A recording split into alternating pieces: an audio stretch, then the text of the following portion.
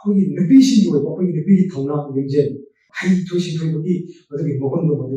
ꯎꯠꯁꯤ ꯍꯥꯏꯗꯅ ꯑꯩꯈꯣꯏ ꯑꯗꯨꯒꯤ ꯊꯤꯝꯗ ꯊꯝꯃꯤ Manipurgi nupisingda yauriba thauna lingzal amadi haithoi singthoibasing adu G20 summitta utnaba lengakna khanari haina Social Welfare Minister S Dingona phongdokkhre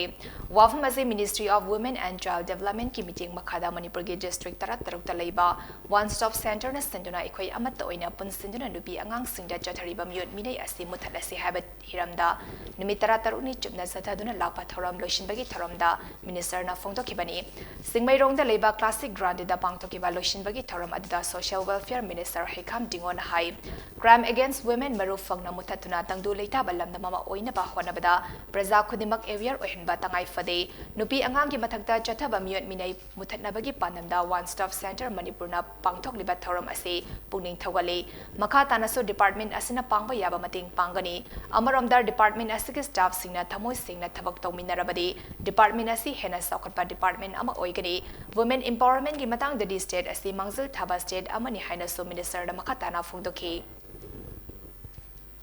countries 20 years so ga mission sida ꯑꯩꯈꯣꯏꯒꯤ ꯅꯨꯄꯤꯁꯤꯡꯒꯤ ꯑꯣꯏꯕ ꯑꯩꯈꯣꯏꯒꯤ ꯅꯨꯄꯤꯒꯤ ꯊꯧꯅꯥ ꯂꯤꯡꯖꯦꯜ ꯍꯩꯊꯣꯏ ꯁꯤꯡꯊꯣꯏꯕꯒꯤ ꯃꯗꯨꯒꯤ ꯃꯒꯨꯟꯗꯣ ꯃꯗꯨ ꯎꯠꯁꯤ ꯍꯥꯏꯗꯅ ꯑꯩꯈꯣꯏ ꯑꯗꯨꯒꯤ ꯊꯤꯝꯗ ꯊꯝꯃꯤ ꯑꯗꯨ ꯌꯥꯝꯅ ꯍꯦꯄꯅꯤꯡ ꯑꯃ ꯑꯣꯏꯗꯣꯏꯅꯤ ꯅꯨꯄꯤꯁꯤꯡꯅ ꯁꯥꯕ ꯄ꯭ꯔꯗꯛ ꯃꯌꯥꯝ ꯅꯨꯄꯤꯁꯤꯡꯅ ꯄꯨꯊꯣꯛꯄ ꯍꯦꯟꯂꯨꯝꯒꯤ ꯍꯦꯟꯗꯤꯀ꯭ꯔꯥꯐꯀꯤ ꯑꯗꯒꯤ ꯑꯇꯣꯞ ꯑꯇꯣꯞꯄ ꯑꯦꯛꯇꯤꯚꯤꯇꯤ ꯏꯃꯥ ꯃꯥꯔꯀꯦꯠꯀꯤ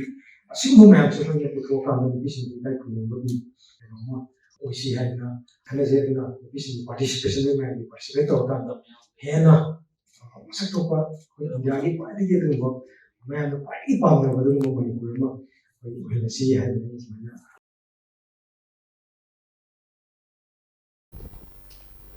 Thoram aduga mari ledena yaski Minister Govindas konthausamna hai Chaokhat state ama oisi hairabadi gender equality leitaba yaroi nupida violence athariba sing ase mi nate tasengna hairabadi ekhoi gi yumda leiba port ki magun ekhoi isana khangjade Manipur ge socio economy da Manipur gi nupi singna choba thodang lori khunai asida nupi singi thodang ekhoi nupa oiba singna khangba tangai fade haina sumhakna makata ki November gi tang kun manga da gi chatharaki ba thoram aduda nupi angang da chathaba miyot minai muthalasi habiki matang da signature amadi poster campaign amaso pangthoki panba yabadi one stop center Manipurna Manipur gi kachin koya da leiba nupi singda kumjali singani tara taretagi mating piduna lakli center asna nupi singda emergency response amasong rescue service pibada natana psychosocial support supiri legal aid ki matang da so victims sing amadi survivor singita support piduna temporary shelter piri women helpline number 181 hangduna nupi singe problem amadi violence hantha hannaba akan mamoongda honari